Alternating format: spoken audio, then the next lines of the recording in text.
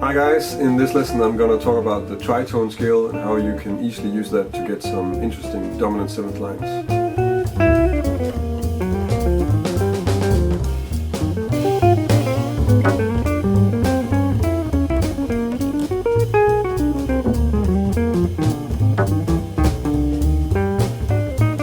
So the tritone scale.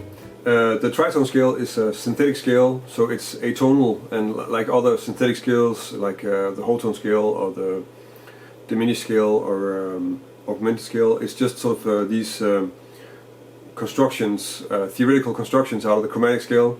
But that doesn't mean that you can't use it in a tonal context and that you can't make some nice lines with it. So the way I think about this scale is that it's actually a triad pair. So I already made a few lessons on triad pairs. So most of the stuff that you can apply to triad pairs, actually all the stuff you can apply to triad pairs, you can apply to this. But I'm also just going to look at in this lesson on how you can treat it as a scale and what you can use it, how you can use it like that, because it's more symmetrical than a normal triad pair. And so the scale that we're going to use is constructed by taking the A major and the E flat major triad, and then combining those two notes. And when you do that on guitar, you get this symmetrical pattern that's easy to work with, because symmetrical things on the guitar are really easy to play. You can just move your hand around and play the same kind of pattern, and it has certain properties that makes it really easy to use.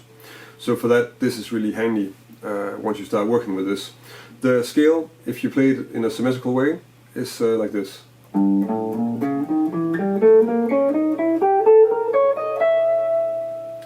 And of course you could play it in positions, and if you really want to use it a lot, you can check it out like that too. That's fine. One of the first things you should check out is that if you play this scale in diatonic triads, then you get this.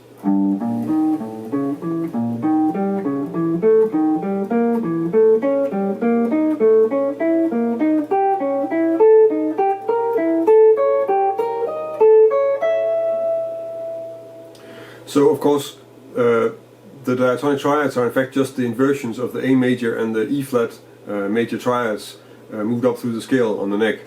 So that's a good exercise anyway to check out, and then you get some ideas of some of the groupings of notes you can use. Another thing that is worth checking out is that if you play, because you can tell that the scale contains an A7, so it also contains an E flat 7, and you can make some interesting patterns with those arpeggios, something like this.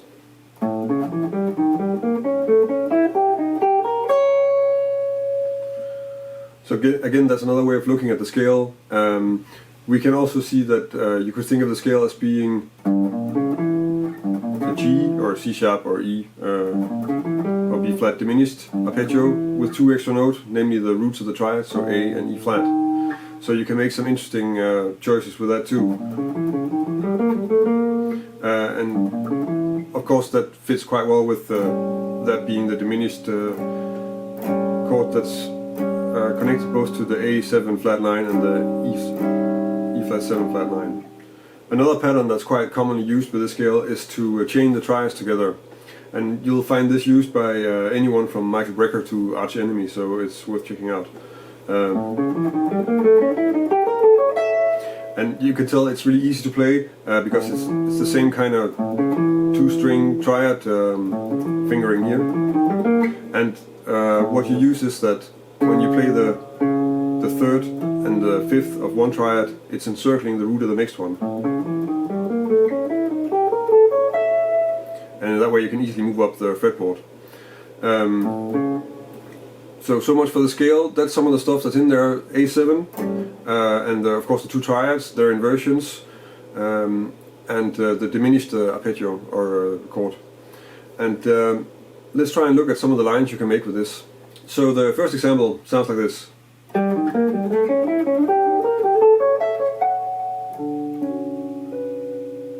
It's a fairly simple idea. I'm using the last pattern, so I'm using this thing that we can chain them together like this, the two major triads. But I'm trying to open it up a little bit by just changing the pattern that I play in each of them. So I start off with this pattern on the E flat, and then that's kind of turned around on the A, and then I just repeat it an octave higher, and then resolve that to the third of D major. So the second example is trying to move a little bit away from the symmetrical part of the thing, but still using some of the symmetrical aspects of the triads. So that sounds like this.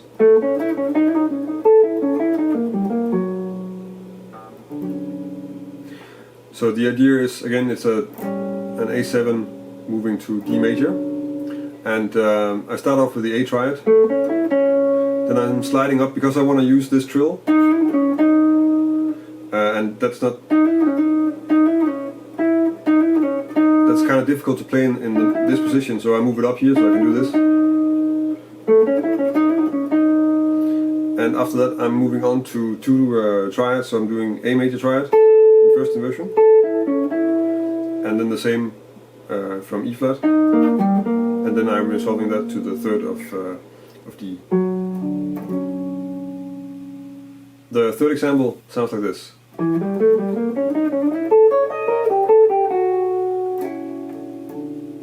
So I'm using another symmetrical pattern that you can use, because we have the symmetrical what's called dominant 7 arpeggios, and a part of those I'm playing them without the third, so you get this sort of, which sounds like a pentatonic fragment actually.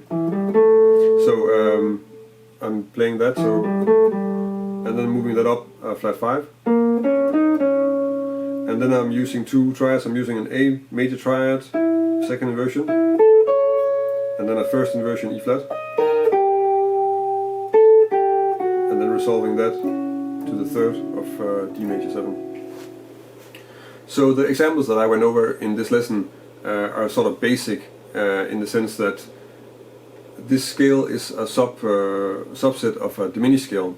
So it's completely contained within the diminished scale. It's a diminished scale minus 2 notes, and I only used it to make lines over an A7, but you could also use it to, and of course using it for E flat 7 would be pretty much the same, but you could use it for the two other dominants that you have from the diminished scale, so that would be C7 and F sharp 7 in this case. And then you get some other sounds, and you're going to be a little bit further away because the triads that you're using are a little bit more extensions and a little bit less just sort of the basic notes. So it's a bit different sound. Could be something I can check out in another lesson if you're interested. I think when I'm using this, I'm anyway sort of almost going to diminished scale all the time, because it is so close to the diminished scale, and I use that quite a lot when I'm playing on dominants. I hope that you like the examples and the stuff I went over here. If you like this video, then please like it on YouTube, and if you have any comments or remarks or questions, stuff that I should elaborate on, then leave a comment on the video. If you've never seen any of my videos before, you can also subscribe to my channel. I make a new lesson every week on stuff like this, jazz guitar stuff, theory and how to improvise and chords and stuff like that. If you have any ideas for topics or any things that you want me to explain further, if you want me to make another lesson on this using it over other dominants from the diminished scale, then leave it as a comment on the video, or you can also connect with me on social media. So go to my Facebook page or Google Plus or Twitter and follow me there. And of course that's also one way to communicate with me. If you leave a comment there, then I can get back to you. And I like to get the feedback from you guys if something is unclear, or if there's something you want to hear a lesson on. That's a huge part of what I use to make lessons, and it's also what makes my lessons better, so they're much appreciated. If you want to download a PDF of the examples that I went over here, you can go to my website. The article that accompanies this lesson has a PDF download of all the examples, so that you can check them out without having to look at the video. And that's about it. So thank you for watching, and until next week.